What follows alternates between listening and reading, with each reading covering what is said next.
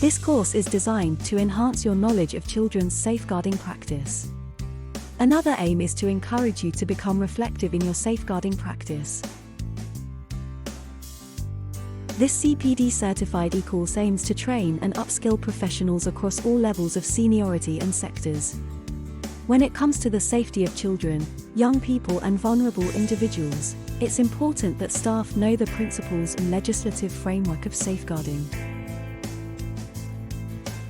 The course covers core aspects of children's safeguarding, including key legislation, categories of abuse, thresholds, making quality referrals, multi-agency working, and internal reporting.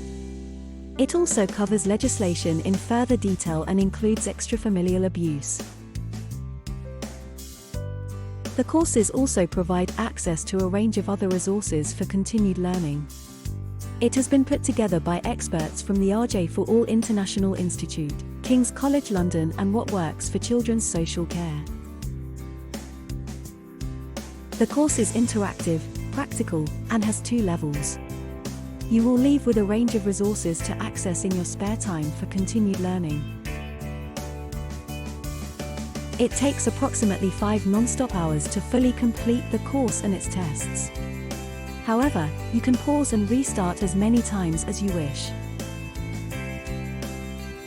Successful completion will lead to CPD Certification, where young people take part and are registered with one of our Erasmus Plus funded projects. Youthpass Certification is also provided. Anyone can take this e-course, from frontline professionals, such as social workers, team leaders, residential key workers, foster carers, voluntary organizations, nurses, doctors and GP practices, teachers and youth workers, designated safeguarding staff, etc. At the end of this course you will